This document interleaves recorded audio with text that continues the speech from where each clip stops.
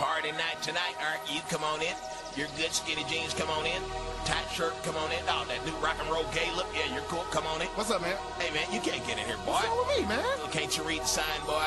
No French braids, no dreadlocks, no gold teeth, gold chain. Oh, you don't want no black folks in here, huh? Can't you read the sign that say Parent White? I mean, Parent Light District? Look here, man. How much it gonna take to turn this all-white club? Take 9 articulates the affirmative affirmation of the resolution as a would-be password to a sex club in a dream results in no effective result. This password is drenched in the blood of anti-blackness. It is always foreclosed upon those in the positionality of anti-blackness.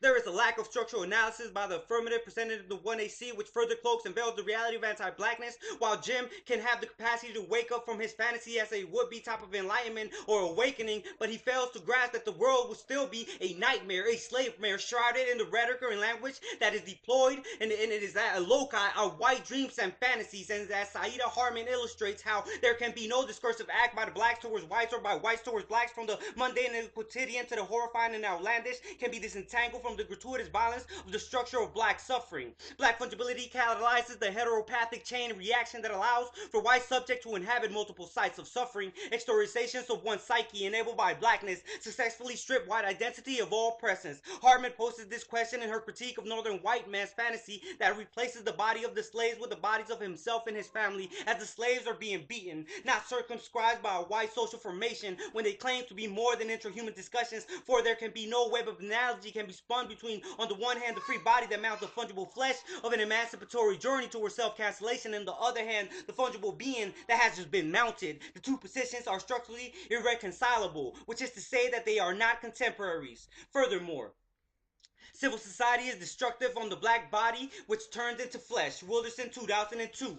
There's something organic to the black positionality which makes it essential to the destruction of civil society. There's something organic to civil society which makes it essential to the destruction of the black body. Blackness is a positionality of absolute dereliction, abandonment in the face of civil society, and therefore cannot be established itself or be established through hegemonic interventions. Blackness cannot become one of civil society's many junior partners, because civil society ultimately accommodate only satiable demands and finite antagonisms of civil society's junior partners. But for closure upon the insatiable demands and endless antagonism of the prison slave and the prison slave in waiting, their rhetorical structures and their political desires are underwritten by a supplemental anti-blackness. Notions of choice and options and the performance by the affirmative further proves how they are able to perform. They can choose to perform, dream of a better world, to create a model in which they lose self-identifications, but agency has been all but foreclosed upon those who are racially marked and denigrated by civil society. In addition, their analysis of the suffering does not take into account the considerations of grammar or suffering that formulates the corporeal integrity of the slave, which means that they will always erase the violence done to denigrated bodies and only focus on white bodies. While you may have your claims to somehow take away self-identification, you show how your performance in the YouTube clip highlights the lack of a methodology. Because as sites of political struggle and loci of philosophical mediations, cultural capacity, civil society, and political agency give rise to maps and chronologies of loss and dreams of restorations and redemption. The narratives of loss followed by restorations of redemptive are predicated on exploitation and alienation as twin constituent elements of an essential grammar of suffering. Wilderson, 2010. If it's an ontological position that is a grammar of suffering, the slave is not a laborer but an anti-human, a positionality against which humanity establishes, maintains, and renews its coherence, its corporal integrity. If the slave is, to borrow from Patterson, generally dishonored, perpetually open to gratuitous violence, a void of kinship structure, that is, having no relations that need be recognized, a being outside of relationality, then our analysis cannot be approached through a rubric of gains or reversals and struggles which is state and civil society, not until the interlocutor first explains how the slave is of the world. The onus is on not one who poses the master-slave dichotomy, but one who argues that there is a distinction between slaveness and blackness, and how, when, and where did such split occur. Please, I dare the affirmative to tell us.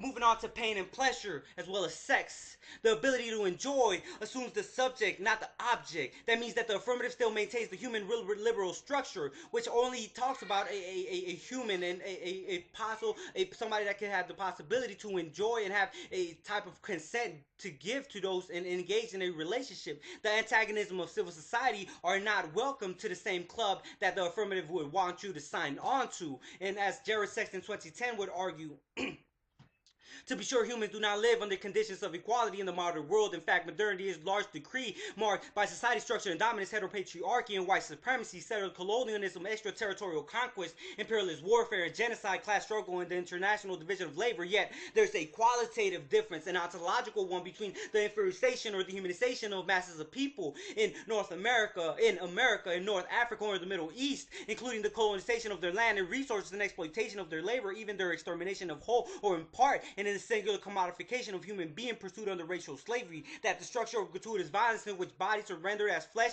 to be accumulated and exchanged. What we are highlighting there is that there is a distinction on the impact level that the affirmative lacks, where they homogenize everything and everybody to having a body, but there is an important distinction to be drawn between body and flesh, which we have been constantly doing. This is our Wilderson 2010. The drama of the value that imagines is what's in which gender stands in the reified form that masks the hybridity of bodies. The body then, or the desperate of bodies, is basic always already for Butler, but capacity for spatially and temporally possessed universally by all. But surely Judith Butler, an American, must recall the African went into the hold or ships and his body emerged as the host as flesh.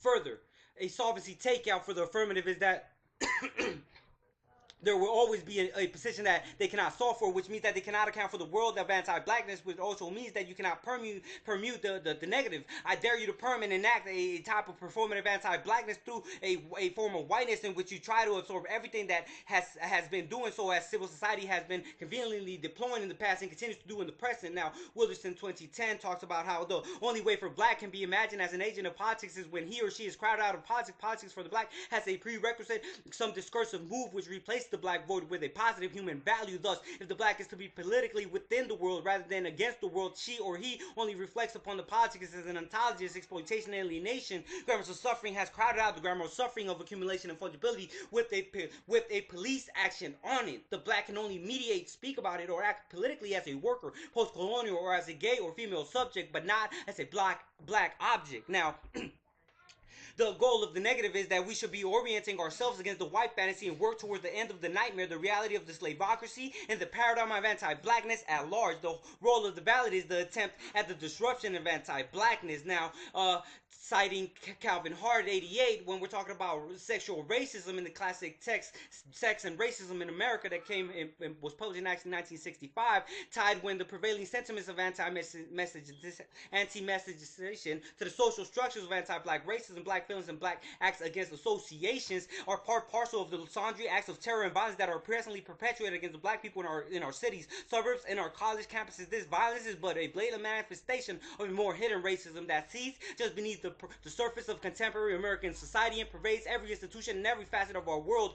I want to emphasize that racism is uncanny hatred. Its effects not merely the economic, political, and social spheres, but the most intimate sexual feelings and behaviors of our lives. Racial hatred demands emotional involvement with the biology of black people. The first focus of racism is the physical body. The racial hatred then is carnal's hatred. It is sexualized hatred to the extent that racism itself is alive in America. The sexualization of racism is the fiat accompli, whether directed against blacks or some other racial group. Sexual racism, moreover, is the most degenerate and perverse form of sexual turn-on. This perversion seems to be inherent in racism itself. Negative, pornographic, inflammable emotions towards sexual relations across the racial lines are American, as American as God. In addition, the affirmative reaffirms a form of colorblind racism. The strategy is a difficult one, however, because the force of the history continues to interject, reminding all who will listen that blacks demonstrate an entirely understandable radiance towards the political celebration of sexuality. If black people have rejected stigmatization as threat to the white body politic in defense of their rights, social equality, the sexual field has not thereby presented itself as a straightforward terrain of progressive struggle. The field of sexuality has been central to the violent production of racialized difference in the crucible of modern-day slavery, and since sexuality for black personality has not so much been a matter of simple exclusion or repulsion or loathing by whites as one forced intimacy, suffocating over proximity, invasive familiarity, and uninterrupted and unsolicited closeness. The structures of white supremacy are still prevailing post-affirmative.